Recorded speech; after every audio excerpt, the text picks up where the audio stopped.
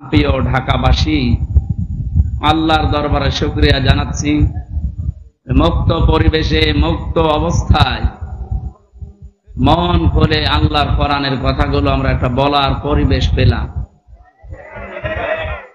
যে আল্লাহ আমাদেরকে এই নিয়ামতটা দিলেন, শুকরিয়া আদায় স্বরূপ বলছি আলহামদুলিল্লাহ। কোন নিয়ামতের শুকরিয়া আদায় শুধু আলহামদুলিল্লাহ বললেই হয় না, তিনটা বিষয় মনে রাখা লাগবে। কয়টা?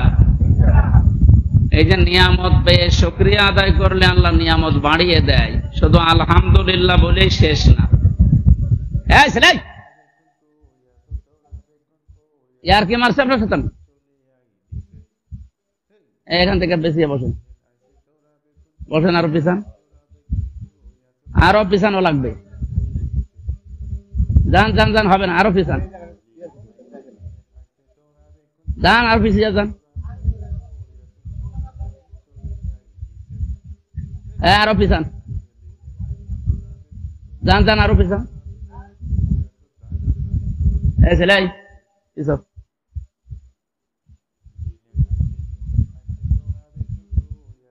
ঢাকা বিভাগের মানুষ তো শিক্ষিত মানুষ, বারবার এত বলা লাগলে তো আমাদের বদনাম হবে, এটা তো রেকর্ড হচ্ছে। কালকে সারা দেশে যাবে না যাদেরকে এই যে উত্তরবঙ্গের মানুষ উল্টাপাল্টা ধারণা করে, ওরা যাই হোক, মানুষগুলো তো আলা ভোলা হলেও গরিব মানুষ এলাকার, আর নবীর হাদিস অনুযায়ী গরিব মানুষেরা ধনী মানুষদের চাইতে 500 বছর আগে জান্নাতে যাবে। সেই হিসাবে রংপুর বিভাগের মানুষকে আমরা যাই বলি না কেন, পাগল ছাগল মফিজ যাই বলি, ওরা ভালো। যদিও গাড়ির হরেন দিলে আবার তাকিয়ে দেখে যে কিভাবে দিচ্ছে, কিন্তু তারপর ওরা একেবারে নরম সর, আলা বলা দুনিয়া তার কিছু আখেরাত বোঝে না। এই মানুষগুলো তো আপনাদের তুলনায় মনে হচ্ছে ভালো। এখন আপনাদের তো এত শিক্ষিত মানুষকে বারবার বলা লাগে, বুঝতে পারলেন না যে আমাদের এমনিতে মন মানুষের তখন ভালো। এখন কি মাহফিল করার সময়? এখন যে দাঁড়ানো দরকার তাদের পাশে, যদি আমরা সবসময় যেতে পারছি না, এই জন্যে সংগঠনের মাধ্যমে যে মানুষগুলো বিভিন্ন সময় যাচ্ছে, আমরা তাদের কাছে এগুলো পৌঁছিয়ে দিচ্ছি যে নিয়ে যান। আমি হয়তো যেতে আসতে 1-2 হাজার টাকা খরচ হবে, ওই টাকাটা তাদের কাছে গেলে ওখানে আরো 2টা মানুষ পাবে। এই হিসাবে আমরা অনেকে যাচ্ছি না, পাঠিয়ে দিচ্ছি। শ্রদ্ধাভাজন ব্যক্তিবর্গ যারা আমরা এসেছি, নিয়ামতের শুকরিয়া আদায় অনেক দিন পর্যন্ত শুনছি যে নিয়ামতের শুকরিয়া কিভাবে আদায় করা লাগে, আলহামদুলিল্লাহ বলবেন, হয়ে যাবে না। কোরআন এভাবে আমাদেরকে শিক্ষা দিচ্ছে না। আল্লাহ পাক জানাচ্ছেন, লাইন শাকারতুম লাযিদান্নাকুম ওয়া লাইন কাফারতুম ইন্না আযাবি লাশাদীদ। সূরা ইব্রাহিমের 7 নম্বর আয়াতে আল্লাহ জানিয়েছেন, যদি নিয়ামতের শুকরিয়া আদায় করো আমি আল্লাহ নিয়ামত বৃদ্ধি করে দেব, বাড়িয়ে দেব। মুফাসসির বলেন, যদি কেউ সত্যি শুকরিয়া আদায় করতে চায়, 3টা শর্ত যেন সে আদায় করে, তাহলে বুঝবে তার নিয়ামতের শুকরিয়া আদায় হচ্ছে, আল্লাহ এটা বাড়িয়ে দেবে, মাস্ট বি। এই যে লাযিদান্নাকুম, লামে তাকিদ নুনে সাকিলা, আল্লাহ গ্যারান্টি দিচ্ছেন। এত বড় গুরুত্ব দিয়ে আল্লাহ কোরআনে কারিমে খুব কম কথাই বলেছেন। খুব বেশি গুরুত্বপূর্ণ না হলে 2 বার আল্লাহ তাকিদ দিতেন না। সুতরাং শুকরিয়া আদায়ের মাধ্যমে এতদিন যেটা জেনেছেন যে ত্রুটি পর্যন্ত খেয়ে একেবারে ঢেকর তুলে বললেন আলহামদুলিল্লাহ, হয়ে গেল না। এটা একটা বাক্য, এটা কি? এতে 3টা শর্ত আছে। 1 নম্বরে আপনাকে স্বীকার করা লাগবে যেটা নিয়ামত।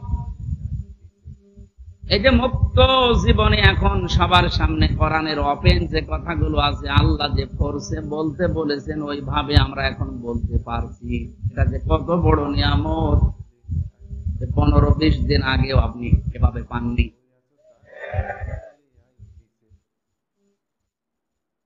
কত জায়গায় কোরআনের কথা বলতে গেলে চারিদিক থেকে আওয়াজ আসতো, এটা বলবেন না, ওইটা বলবেন না, এটা বাদ দিন। এখন ওর পরিবেশ নেই, কারণ এই দেশটা এখন কোরআনে কারিম ওপেন ভাবে চালানোর জন্য যারা দায়িত্বে আছে বারবার আমাদেরকে আহ্বান জানাচ্ছে। বাংলাদেশের সর্বোচ্চ পর্যায়ে এখন যিনি আছে বিশেষ করে গোয়েন্দা বিভাগে খুব ডেঞ্জারাস।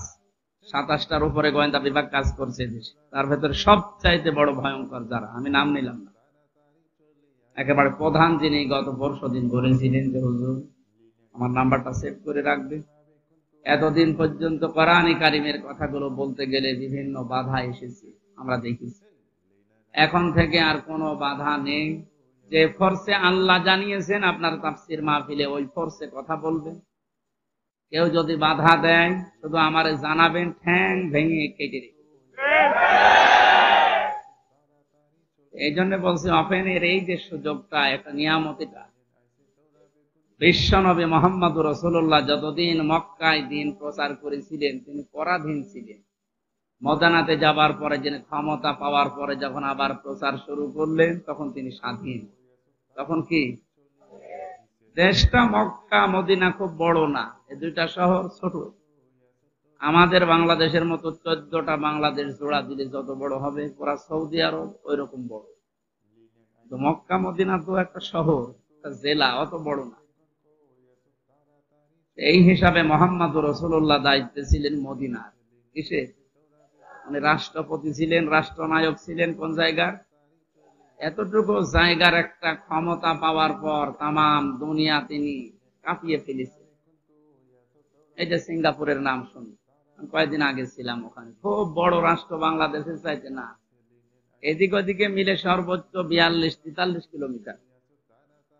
তার মানে আমাদের ঢাকা জেলা মনে হয় এদিক ওদিকে মিলে কমপক্ষে 50 কিলো হবে, তার চাইতেও বেশি। এতটুকু একটা দেশ না, তারপরও তারা তামাম দুনিয়ার ভেতরে একটা নাম করেছে না।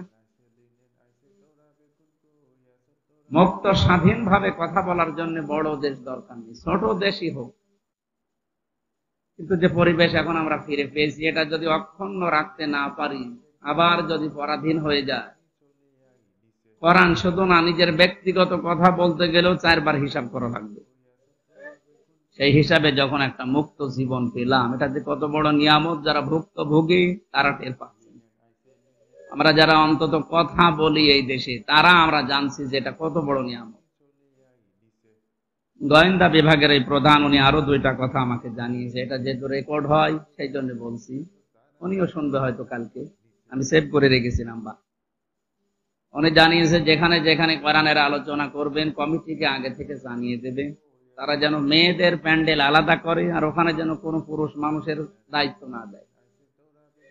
এটা একটা ভালো দিক।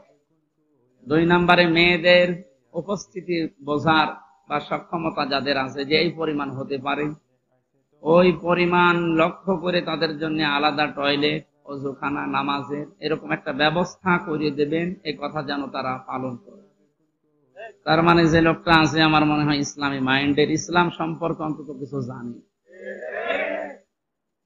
এর আগে যারা ছিল এরকম কোনো কথা আমি বলতে শুনিনি, আরো তারা মুখ চেপে ধরত।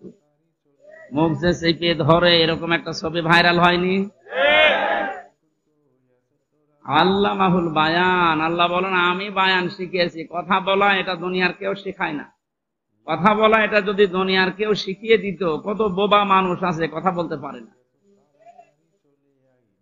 এই মুজিজা মুহাম্মদুর রাসূলুল্লাহ সাল্লাল্লাহু আলাইহি সাল্লামকেও আল্লাহ দেয়নি, একজনকে দিয়েছিলেন, হযরত ঈসা নবী। তিনি বোবা মানুষকে যদি মুখে হাত বলিয়ে দিতেন সে কথা বলতে পারত, এটা তার মুজিজা ছিল। আল্লাহ বলেন একটা কথা মানুষ যখন বলে, কমপক্ষে এই কথাটা আমার 27টা ফেরেশতা তৈরি করে। আমরা মনে করছি কথা আকারে কতটুকু বিষয় বলে ফেললাম না। আল্লামাহুল বায়ান এই আয়াতের ব্যাখ্যা করতে গিয়ে এখন যারা আধুনিক বিজ্ঞান, ওরা জানাচ্ছে মুখের এই কয়েক ইঞ্চি জায়গার ভেতরে 27টা স্তর আছে। একটা কথা তৈরি হতে 27 বার ধাক্কা লাগে, এরপরে শেষ বারে এসে বের হয়। আপনারা টের পাচ্ছেন কি জিনিস আল্লাহ দিয়েছে? তুমি যদি এই নিয়ামতটা কেড়ে নিত, আপনি কোন আদালতে মামলা করে ফেরত পেতেন? বলেন, এখনই তো আপনার শুকরিয়া আদায় করা দরকার এই নিয়ামতের। শুধু আলহামদুলিল্লাহ, এটা আমি আগে বলেছি, এটা একটা বাক্য, শুকরিয়া আদায়ের একটা বাক্য মাত্র।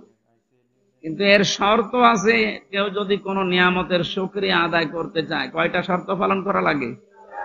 এক নাম্বারেই বলা লাগবে যে হ্যাঁ এটা আমার নিয়ামত। এদেশটা এখন এই যে স্বাধীনভাবে চলাফেরার সুযোগ যারা করে দিল, এটা নিয়ামত, স্বীকার করা লাগবে না? যাদের মাধ্যমে হয়েছে তাদেরকে স্মরণ করার দরকার নেই। নবীজি বলেন, কেউ যদি উপকার করার পরে তার শুকরিয়া আদায় না করে, ও যেন আল্লাহর শুকরিয়াও আদায় করে না।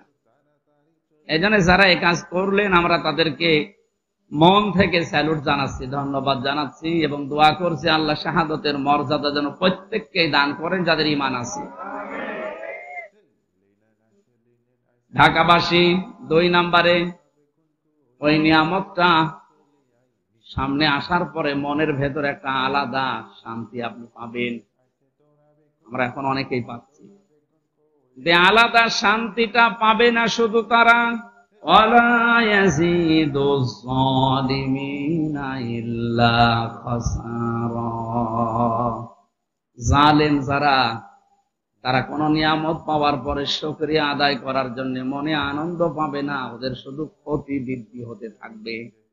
এজন্য দেখেন, যারা জুলুম করেছিল সবার না, সত্যিকার অর্থে যারা জালেম ছিল তারা এখন দিন যত যাচ্ছে ওদের কোনো শান্তি নেই, ক্ষতি বৃদ্ধি হচ্ছে। এইটা তো মিলছে না, এটা বানিয়ে বললাম নাকি?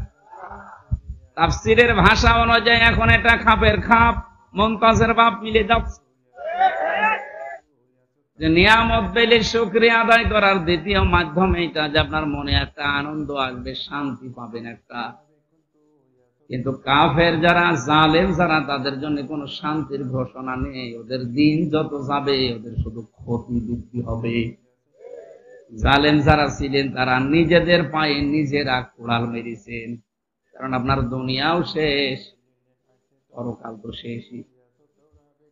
কি হলো বলেন তো আপনার জুলুম করে? নিজের জীবনটা ধ্বংস করে দিলেন। এখন যদি বলেন হুজুর তার জন্য দোয়া করেন, কি করবো? দোয়া করি, কারণ জালেমদের জন্য দোয়া করলে কবুল হয় না। জালেমদের জন্য দোয়া করাও নিষেধ। কত বড় ক্ষতি করে ফেললেন আপনি নিজের। এখানে লিখে দিয়েছেন ইসলাহি মাহফিল, সংশোধনের জন্য বলছি। কত বড় ক্ষতি যে হয়ে গেছে আপনার, এই ক্ষতি আর ওঠার মতো না। রব্বুল আলামিন জানিয়েছেন, এই পৃথিবীর জালেমেরা আল্লাহু লা ইয়াহদিল কওমাজ জালিমিন। হে নবী, জালেমদেরকে আমি হেদায়েত দেই না, সুতরাং ওর জন্য দোয়া করে আমি হামজা করব কি? ইয়াহদি এটা মজারে, বর্তমান, ভবিষ্যৎ, প্রেজেন্ট, ফিউচার, শুধু এখন না, কিয়ামত পর্যন্ত যত জালেম দুনিয়ায় আসবে, কোন জালেমের জন্য দোয়া করা জায়েজ নেই। এমনকি জালেমের জন্য দোয়া করলে আল্লাহ কবুল করবে না, হেদায়েতও দেবে না। এত রাগ আল্লাহর জালেমদের উপরে। কোরআনে কারিমে সবচাইতে ভয়ঙ্কর মনে হয় আমার কাছে এই আয়াতটা, সূরা শূরা 42 নম্বর আয়াত, 25 নম্বর পারার 6 নম্বর পৃষ্ঠা 13 নম্বর লাইনে আছে, ইন্নামাস সাবিলু আলাল্লাযীনা ইয়াযলিমুনান নাস ওয়া ইয়াবগুনা ফিল আরদি বিগাইরিল হক উলাইকা লাহুম আযাবুন আলীম। এই খেয়াল করে, আমি আমার ঈমান থেকে কথা বলছি।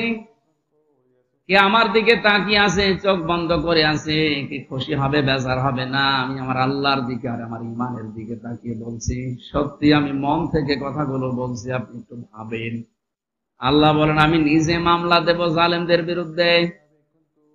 খেয়াল করেছেন কত ওজনে কথার? সরাসরি মামলার বাদী আল্লাহ নিজে কেস করবেন। কে? আপনার মনের ভেতরে যদি এরকম কিছু থাকে তো ভয়তে কেঁপে ওঠার কথা। আল্লাহ মামলার বাদী। আপনার তো অনুভূতি আমি দেখছি না।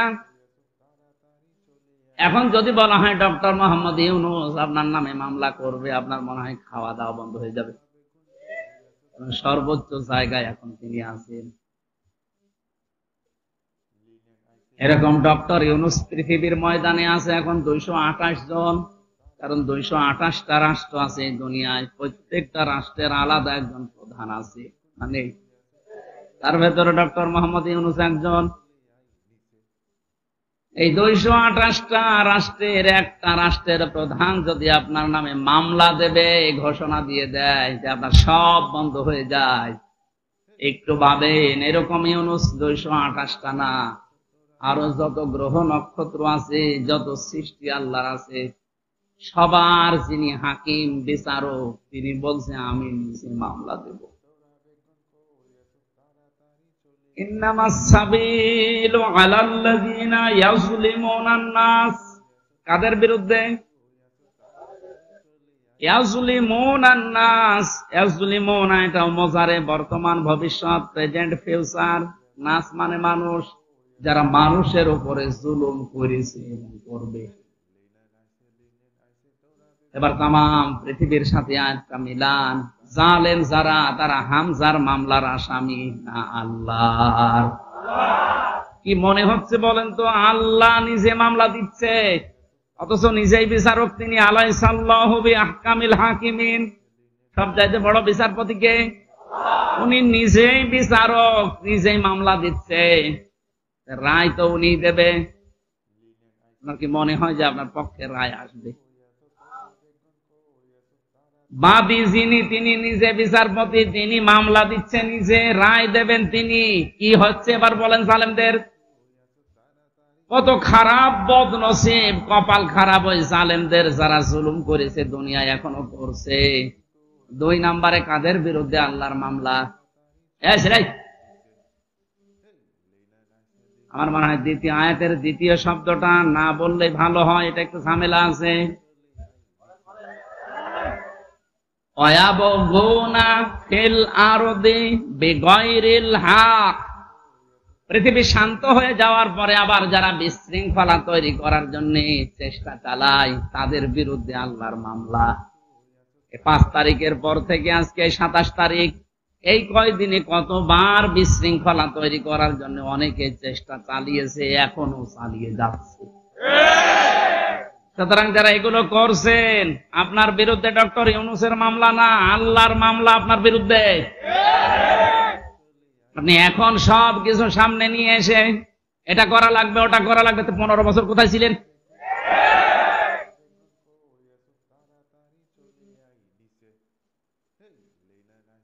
আমার যদি শব্দের অর্থ ভুল হয়, যদি আলেম থাকেন একটু বলে দেন। ওয়ায়াবগুনা ফিল আরদি বিগাইরিল হক। পৃথিবীর ময়দানে যারা অন্যায় ভাবে বিশৃঙ্খলা করার জন্য বিভিন্ন মাধ্যম তালাশ করে বেড়ায়। দেখেন তো, মাঝে মাঝে এক একটা ইস্যু তৈরি করে মাধ্যম তালাশ করে খালি কি করে বিশৃঙ্খলা তৈরি করা যায়, চেষ্টা চালিয়েই যাচ্ছে। তাদের জন্য আল্লাহর ঘোষণা, উলাইকা লাহুম আযাবুন আলীম, যন্ত্রণাদায়ক শাস্তি তার জন্য আমি দুনিয়ার আখিরাতে রেডি করে রাখছি। কোরআনে কারিমের কিছু মানবেন আর কিছু মানবেন না, তাদের জন্য সতর্ক বার্তা এই সূরা বাকারা 1 নম্বর পারা 12 নম্বর পৃষ্ঠা 7 নম্বর লাইনের 85 নম্বর আয়াতে আছে। আল্লাহ পাক বলেন, আফাতুমিনুনা বিবাযিল কিতাবি ওয়া তাকফুরুনা বিবায ফামা জাযাউ মান ইয়াফআলু যালিকা মিনকুম ইল্লা খিজিয়ুন ফিল হায়াতিদ দুনিয়া ওয়া ইয়াওমাল কিয়ামাতি ইউরাদ্দুনা ইলা আশাদ্দিল আযাব ওমাল্লাহু বিগাফিলিন আম্মা তা'মালুন। এই পৃথিবীতে লাঞ্ছনা, গঞ্জনা, অপমান, অপদস্থ, কলার পাতায় শুয়ে থাকা লাগবে তাদের জন্য যারা কোরআনের কিছু বিশ্বাস করে আর কিছু মানতে চায় না। এরকম মানুষ বাংলাদেশে ছিল, মানে এখানেও আছে। ওদেরকে কোরআনের নামাজের কথা বললে ঠিক আছে, কিন্তু নামাজের শিক্ষায় ওরা নেই। নামাজ পড়তে বলবেন, তাহাজ্জুদ মিলে 6 ওয়াক্ত পড়বে, কিন্তু নামাজের যে 27টা শিক্ষা একটা বলতে শুরু করে, তখন বলবে এটা রাজনীতি। নামাজের প্রথম শিক্ষা কি? যে কাতার সোজা করো, ইমাম সাহেব বলে না বারবার? আমি তো কাবায় যতবার নামাজ পড়েছি, কাবার ইমাম, মসজিদে নববীর ইমাম বারবার একামত হয়ে যাওয়ার পরেই মাইকে ঘোষণা দেয় আরবিতে, বাংলা হচ্ছে কাতার সোজা করো, কাতার সোজা করো, 3 বার বলে। ওই সময় বুঝি নাই 16 সালে, এখন টের পাচ্ছি যেটার গুরুত্ব কি। কেন বারবার 5 ওয়াক্ত নামাজের আগে কথা বলা লাগবে ইমাম সাহেবের, তাও একামত হয়ে যাওয়ার পরে? এই জন্য বারবার একথা নবীজি জানিয়েছেন, যে কাতার যদি সোজা না থাকে, যার জন্য কাতার বাঁকা হবে, সেই লোকটা হেদায়েত থেকে চিরবঞ্চিত হয়ে যাবে। তারা আল্লাহর মামলা 2 শ্রেণীর মানুষের বিরুদ্ধে পেলাম, একটা জালেম আর একটা যারা বিশৃঙ্খলা তৈরি করার জন্য নতুন নতুন ইস্যু তৈরি করে। আমি তো এই আয়াত বানালাম নাকি? একটা শব্দ আমি বেশি বাড়িয়ে বলেছি, ভুল বলেছি, নিয়ে আসেন, তখন হুজুর নিয়ে আসবেন, নিয়ে আসেন। আর যদি মনে করেন না যা আছে তাই বলছে, তাহলে আপনাকে মেনে নেওয়া লাগবে। আপনি নিজে জানেনও না, হামজা বলবে, আপনি মানবেনও না, আপনি কি হয়েছে? আপনাকে তো আমি বাঁচানোর জন্য এসেছি। আমার বাবার যা আছে ওই সম্পদ নিয়ে যা কিছু গড়েছে, ওগুলো নিয়ে কিন্তু আমি নাড়াচাড়া করে আমার জীবনটা পার করে দিতে পারবো, আমার অসুবিধা নেই। রাত দিন এত সফর করে কোথায়, সেই কুষ্টিয়া, কোথায় এখানে, কালকে আবার যাবা লাগবে মনে হয় সেই নওগাঁ, এরপরের দিন আবার চট্টগ্রাম। এভাবেই যে দৌড়া দৌড়ি করছে, আল্লাহর কসম শুধু স্বার্থের জন্য না, আমি চাচ্ছি, চোখ লাগিয়ে কোরআনের দেখতে পাচ্ছি যে জাতি জাহান্নামে যাচ্ছে। এই জুলুমের কারণে, এই বিশৃঙ্খলা তৈরি করার কারণে আপনি আল্লাহর মামলার আসামি হয়ে যাচ্ছেন। আপনাকে কেউ বাঁচাতে পারবে না। আমার বিরুদ্ধে সরকার মামলা দিয়েছিল, এই জন্য কেউ আমার বিরুদ্ধে পক্ষে যে উকিল দাঁড়াবে আমি পাইনি। 3টা বছর কত উকিলকে বলেছে, আমার মা বাবা কেউ রাজি না, বলে দাঁড়িয়ে করবো কি, জামিন হবে না।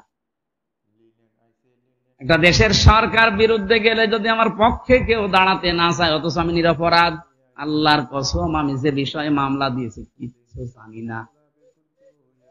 এরপরও মিথ্যা যারা জানে, তারপরও আমার পক্ষে কেউ নেই, অথচ এত কোটি কোটি ভক্ত এই দেশে। আমার মনে হয় সারা পৃথিবীতে যেখানে বাঙালি আছে, সেখানে মোবাইলে কয়েকজনের যদি তাফসীর চলে, আমার ওয়াজ চলছে।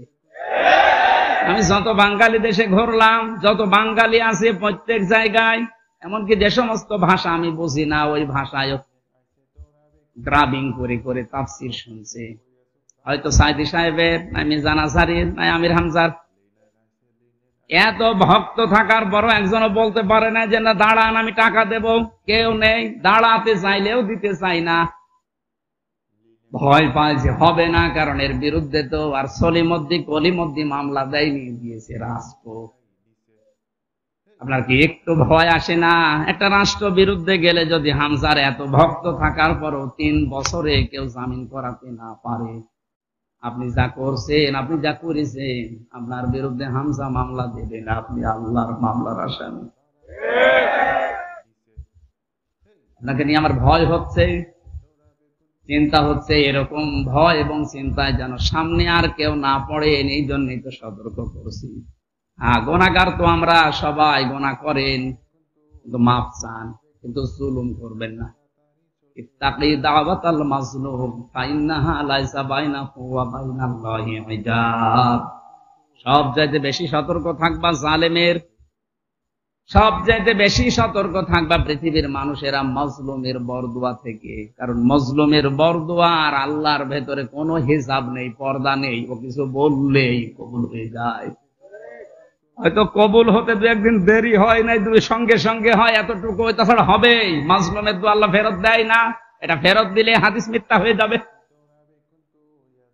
যেখানে ওই ছোট হুজুরটা আমার সাথে ছিল, রাফিকুল ইসলাম মাদানী, ওর উপর যে জুলুম হয়েছিল ওই সময়ে বাস্তব কথা বলছি। আমারে বলছে, হামজা ভাই, আমারে হাতির ছেলেরা 12:30 1টার দিকে নিয়ে গেছে চোখ বেঁধে, ওরা উলঙ্গ করেছে, আমারে হাতের ওপর একটা সিগারেট ধরিয়ে দিয়েছে, অর্ধ উলঙ্গ মেয়ে লোককে আমার পাশে দাঁড়িয়ে ছবি তুলছে, এইটা ছেড়ে দেব। হুজুরের চরিত্র এরকম। মোবাইলের ভেতরে উল্টা পাল্টা নাচ গান, বিভিন্ন জিনিস ডাউনলোড করে করে ওগুলো ছড়িয়ে দেব যে হুজুরের মোবাইলে এগুলো পাওয়া যায়। এমন অসহায় ওই সময়, কারণ দুইটা রাস্তায় ব্লক করা, 12:30টার পরে যেন ইমার্জেন্সি কাজ চলছে, কেউ এখানে না আসে। কি ইমার্জেন্সি কাজ চলছে দেখি, মাজলুম কি আমি সেইটা বোঝানোর জন্য এটা বললাম, কারণ এটা আমি শুনেছি ওর কাছে।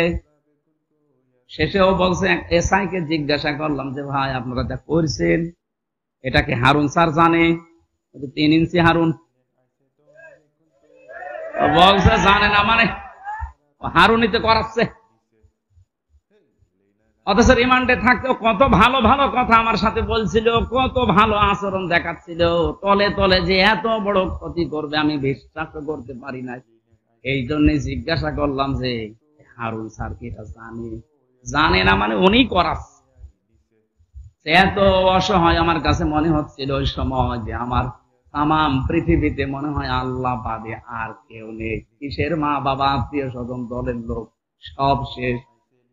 ওই মুহূর্তে দোয়া করেছেন, আল্লাহ আমাকে যেভাবে চা কিছু ওরা দেখেছে, যারা যারা এর সাথে জড়িত ওদের সব কিছু ভাবে তুমি দেখিয়ে দিও। আল্লাহ যে কবুল করেছে তার প্রমাণই হারুন। যদি মিথ্যা মনে হয়, আপনি 3 ইঞ্চি শোনেননি? তাম দুনিয়ার মানুষের ভিডিও দেখে ওরা এখন বাইরে আসার কোন কায়দা আছে? বাইরে আসলে তো মানুষ পিটিয়ে মেরে ফেলবে, আর বের হলেই আওয়াজ শোনে 3 ইঞ্চি। কি একটা আওয়াজ বল, মহিলারা পর্যন্ত আওয়াজ দিচ্ছে 3 ইঞ্চি। ছোট হুজুরটার মনে হয় অত ইঞ্চি না, কিন্তু এর কি হইল? ওর যদি 1.5 ইঞ্চি হয়, আল্লাহ ডবল করে এর 3 ইঞ্চি দেখিয়ে অপমান একেবারে সর্বোচ্চ পর্যায়ে পৌঁছিয়ে দিয়েছে।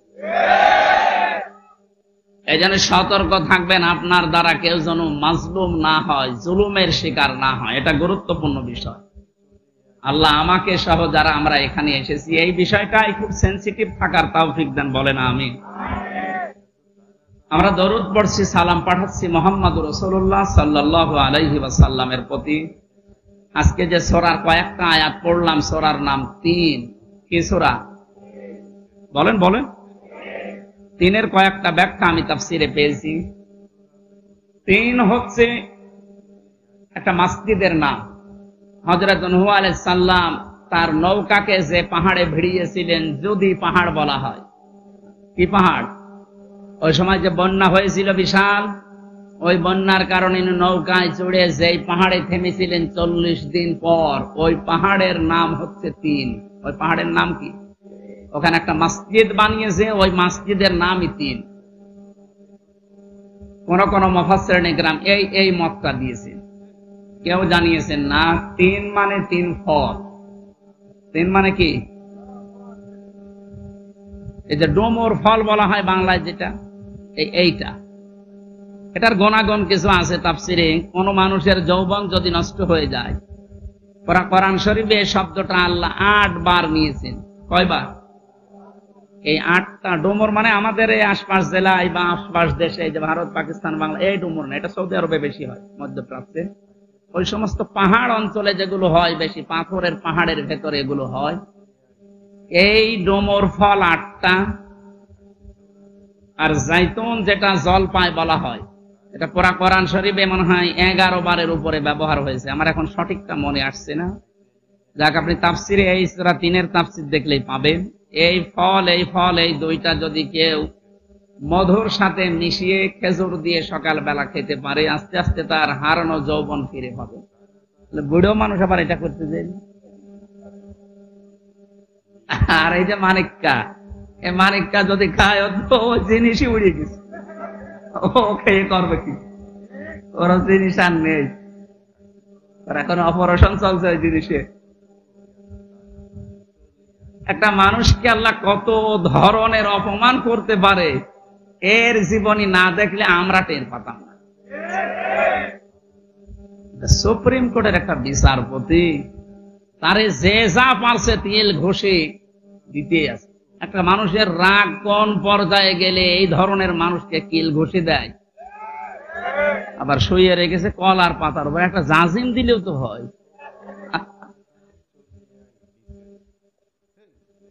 এই দেখেন এখানে বড় কবিরাজ বসে আছে, হাফেজ মাওলানা আলহাজ আব্দুল জলিল, অনেক বড় কবিরাজ। আপনাদের এলাকায় থাকে কোন জায়গায় জানো? আল্লাহ রাব্বুল আলামিন তিন, জাইতুন এগুলোর কসম কেটে কিছু গুরুত্বপূর্ণ জিনিস আমাদের দৃষ্টি আকর্ষণ করেছেন। ওয়াত্তিনি ওয়াজ্জাইতুনি ওয়া তুরি সিনিনা ওয়া হাদাল বালাদিল আমিন। এই যে জাইতুন যে শব্দটা আমি তাফসিরের ভেতরে পেয়েছি ইবনে কাসিরে, হযরতে মুসা আলাইহিস সালাম, হযরতে ঈসা নবী আলাইহিস সালাম, এই যে মসজিদ নিয়ে এখনো পর্যন্ত গন্ডগোল থামে না, বাইতুল মুকাদ্দাস, ওখানে যে মসজিদ আছে এই মসজিদের নাম হচ্ছে জাইতুন। কোন কোন তাফসিরে পেয়েছি আল্লাহ এই সমস্ত কথা কসম দিয়ে দিয়ে বলছিলেন। ওয়াত্তিন এর আগে ওয়া আছে, এটা ওয়ায়ে কসমিয়া। এখানে শিক্ষা কি? আমি যতগুলো তাফসিরে এই ওয়ার সাথে মিলিয়েছি, মুফাসসিরিন কেরাম লিখেছেন আল্লাহ কসম দিয়েছেন কেন? কারণ যে বিষয়টা উনি বোঝাতে চাচ্ছেন ওই বিষয়টা মানুষের জীবনের সাথে সম্পর্কিত। যে বিষয়ের সাথে সম্পর্কিত আলোচনা আল্লাহ করতে চান ওই বিষয়ের কসম আল্লাহ আগে দেন। মানুষের জীবনের সম্পর্ক যেহেতু সময়ের সাথে, এজন্য সময়ের কসম দেওয়ার আগে আল্লাহ ওয়া ব্যবহার করেছেন, ওয়াল আসরি, সময়ের কসম। যে বিষয়টা আমি আবার বলছি, উনি যেটা জানাতে চায় ওই বিষয়টার আগে উনি কসম করেন মানুষকে সতর্ক করার জন্য। আমরাও তো দুনিয়ায় কসম করি বা করব কার নামে? আল্লাহর চাইতে বড় যেহেতু আর কেউ নেই, এই জন্য আমাদের কসম করা লাগবে শুধুমাত্র আল্লাহর নামে, তাছাড়া আর কারো নামে কসম করা জায়েজ নেই। কিন্তু উনি যেহেতু বড়, ওনার চাইতে আর কেউ বড় নেই, ওনারও তো কসম করা লাগছে। উনি কসম করেন তখন এইটা দেখে যে আমি কি বলতে চাই ওই বিষয়টা আগে নিয়ে এসে কসম কাটেন। আল্লাহ পাক এখানে যে কথাগুলো বলতে চাবেন তার আগে এই কসমগুলো দিচ্ছেন মানুষের জীবনের সাথে এগুলোর সম্পর্ক। তিন, মানুষের শরীরের জন্য জাইতুন, মানুষের শরীরের জন্য ওয়া তুরি সিনিনা ওয়া হাদাল বালাদিল আমিন। এই যে তুরি সিনিন, সিনাই পর্বতের কসম। এই সিনাই পর্বতে যে ঘাসগুলো জন্ম নেয় এটা মানুষের শরীরের বহু রোগের উপশম এর ভেতরে আল্লাহ রেখে দিয়েছেন। যেন দুনিয়ায় যত রোগ আছে প্রতিটি রোগের ঔষধ আল্লাহ এই গাছ গাছড়া লতা পাতা এর ভেতরে আছে। এনার মতো খুঁজে বের করা লাগবে। হযরতে মুসা আলাইহিস সালামের ঘটনা পড়লাম এই জায়গায়, তাফসীর আকারে কথা বলছি, এজন্য থেমে থেমে বলছি, আমি সুর দিচ্ছি না। কোরআনে কারিমে হযরতে মুসা আলাইহিস সালামকে আল্লাহ 40 জন নিয়ে গিয়েছিলেন কথা বলার জন্য। যেই ময়দানে তিনি কথা বলতেন ওই ময়দানটার নাম তুরে সিনিন, সিনাই পর্বত বলা হয়। আল্লাহ পাক নিজে তার সাথে কথা বলার কারণে নামটাই পাল্টিয়ে গেছে কালিমুল্লাহ। মুসার নাম কি? তিনি আল্লাহর সাথে কথা বলতেন। হযরতে মুসা আলাইহিস সালাম যে 40 জন নিয়ে গিয়েছিলেন, এটা এত ঘাড় তেড়া ছিল ওরা মুসা নবী কথা বলে বের হয়ে যখন আসে বলে না তোমার এই কথা আমরা বিশ্বাস করতে পারি, আমরা আল্লাহকে দেখতে চাই। আল্লাহ পাকের কাছে হযরতে মুসা আরজি জানালেন, আল্লাহ এরা তো তোমাকে দেখতে চাই। আল্লাহ সাফ বলেছিলেন লান তারানি, সম্ভব না। শুধু তারানি বললে অর্থ হয়ে যেত, লাং দিলেন কেন? মুফাসসিরিন কেরাম লিখেছেন এই পৃথিবীতে কোন সৃষ্টির জন্য তার স্রষ্টাকে এই চোখ দিয়ে দেখা সম্ভব না। অথচ কত ভণ্ড পীর এই বাংলাদেশে আগে ছিল, এখনো আছে, ওরা আল্লাহর সাথে কথাও হয়, দেখাও হয়। এগুলো ডাহা মিথ্যা কথা। লা তুদরিকুল আবসার ওয়া হুয়া ইউদরিকুল আবসার। কোরআন জানাচ্ছে যে এই চোখ দিয়ে কখনো এই দুনিয়ায় আল্লাহর সাক্ষাৎ সম্ভব না, পাওয়ারই আলাদা। মুসা আলাইহিস সালামকে আল্লাহ শুধু একটা ঝলক দেখিয়েছিলেন নূরের, উনি পর্যন্ত যারা ছিল সব মারা গেছে আর উনি অজ্ঞান হয়ে পড়েছিলেন।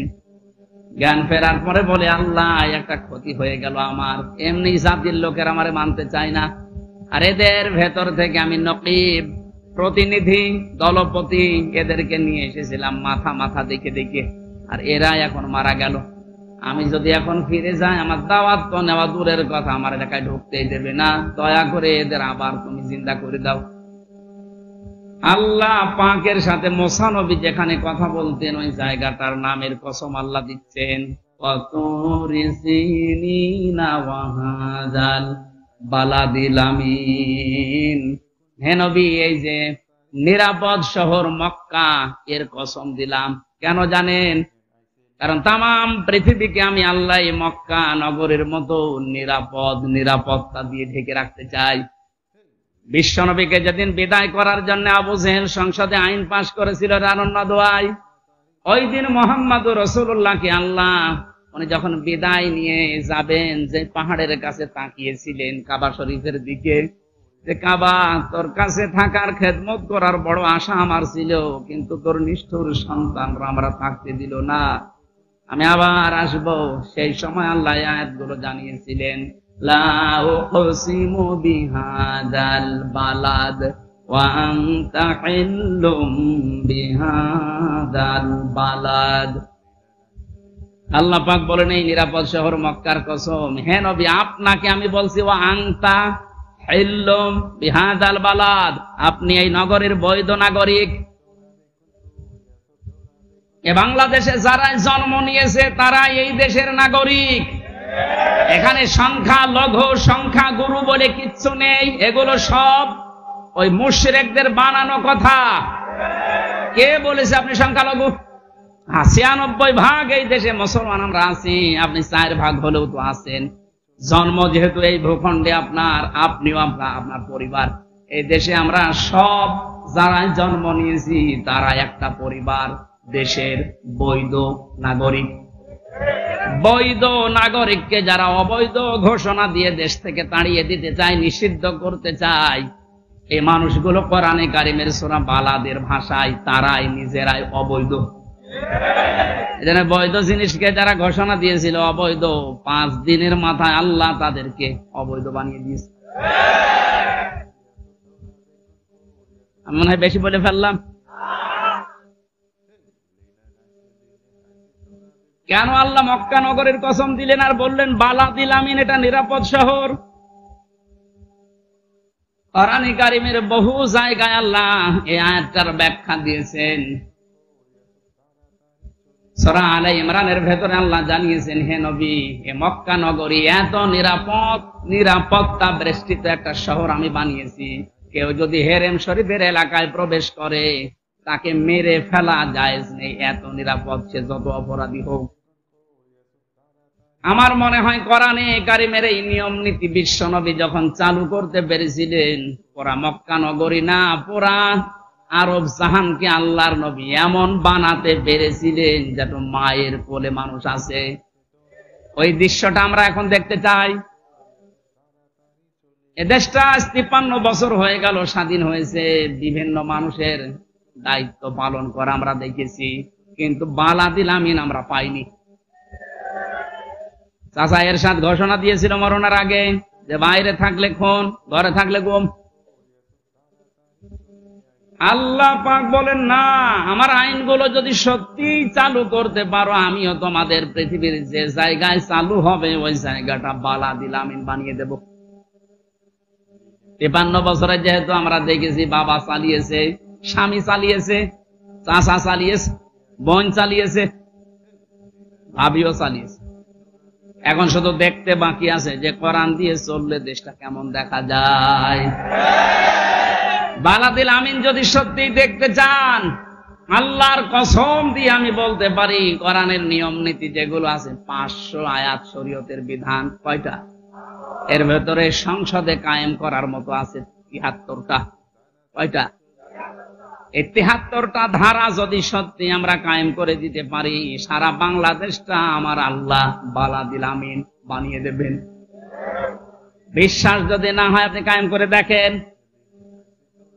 জামাত ইসলামের আমির কয়েকদিন আগে ঘোষণা দিয়েছে যে যারা ইসলামী আন্দোলনকে যারা মনে করেন যে ইসলাম ক্ষমতায় গেলে মেয়েদেরকে বন্দী করে রাখবে, জুজুর ভয় দেখাচ্ছেন।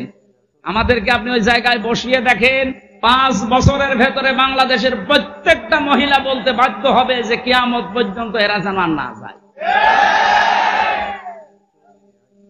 মুজদালিফায় যারা সারা রাত কাটায়, আমার পাশে যুবতী মেয়ে ঘুমিয়ে আছে, তাকানো তো দূরের কথা, মনের ভেতরে ধারণাও আসে না যে এখানে পাকিস্তানের সুন্দরী মেয়েরা, সৌদি আরবের সুন্দরী মেয়ে আমার পাশে ঘুমিয়ে আছে।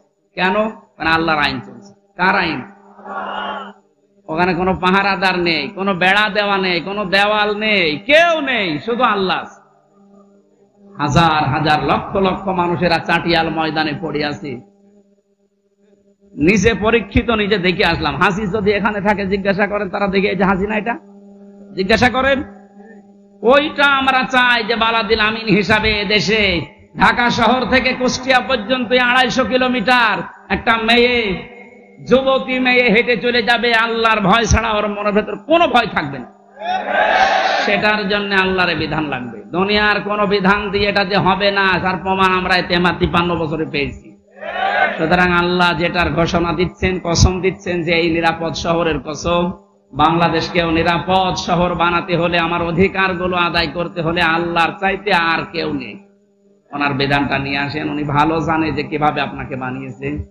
এর পরবর্তী আয়াতগুলোতে আল্লাহ আমাদেরকে আমাদের জীবন সংক্রান্ত যে বিষয়গুলো আছে, যে লাকাদ খালাকনাল ইনসানা ফি আহসানি তাকওয়িম সুম্মা রাদাদনাহু আসফালা সাফিলিন, এই 2টা আয়াতে আল্লাহ আমাদের জীবন সংক্রান্ত, মানুষের চরিত্র, মানুষের গঠন, কিভাবে উঁচা নিচু হয়, নষ্ট হয় মানুষ, কিভাবে এই বিষয়গুলো একটা একটা করে তুলে ধরেছেন। এখন তো আজকের এই মাহফিলটা তো আমার জানাইনি, আমি তো জানতাম যে একটা আজকে। আরে মনে হচ্ছে স্বাধীন হওয়ার পরে আমার চাপ আরো বেড়ে গেছে, কারণ আগে তো 20-22টা জেলায় ঢুকতে দিত না, ওই জেলায় এখন বেশি হচ্ছে। বাধা যারা দেবে তারা তো সব পালিয়েছে, এই জন্য ওই জেলাগুলোর চাপ এখন আমি আর সহ্য করতে পারছি না। বিশেষ করে খুলনা আর বরিশাল বিভাগের এই 20-22টা জেলা নিয়ে খুব ঝামেলায় আছি। আপনারা এই একটা এখন একদম মানিকগঞ্জে আছে, মনে হয় মমতাজের গ্রামে, আল্লাহর ওলির গ্রামে যাচ্ছি। ওখানে আপনাদের ইমাম সাহেব, এই যে ওনার চেহারা দেখলে আল্লাহর কথা মনে হয়, যার চেহারা দেখলে আল্লাহর কথা মনে হয় ওটা একটা ওলি। উনি ওলি কিনা আমি জানি না, কিন্তু ওনার চেহারা দেখলে যেহেতু মনে হচ্ছে কিছু আমল আখলাক আছে। আল্লাহ যেন ওনারে কবুল করে। ওনার নিজেদের শুধু স্বার্থের জন্য না, এই মসজিদের মানুষের নামাজের জায়গা হচ্ছে না, এই জন্য জমার দিন আমি একবার এসেছিলাম, দেখলাম এই গাছতলায়, এই জন্য কষ্ট করে হলো আপনাদেরকে নিয়ে আপনাদের মসজিদ বানাচ্ছে। ওনার বাড়ি তো সে রংপুরে, আপনাদের নামাজের জন্য এই কষ্ট স্বীকার করেছে, আমাকে দিয়েও বলাচ্ছে। আমি এগুলো পারি না, তারপরও আহ্বান জানাচ্ছি, যা যতটুকু সমর্থ আছে এদিকে একটু লক্ষ্য রেখেন। কারণ মান বানালিল্লাহি মাসজিদান বানাল্লাহু লাহু বাইতান ফিল জান্নাহ, আপনার একটা টাকাও যদি মসজিদ বানানোর কাজে থাকে, জান্নাতে আল্লাহ একটা ঘর আপনার জন্য বানিয়ে দেবে। এইরকম সুযোগ দুনিয়ার অন্য কোনো কাজে আছে বলে আমি জানি না। এই হাদিসটার উপরে আমল করার একটু চেষ্টা করে। উনি তো 30,000-এর কথা বলে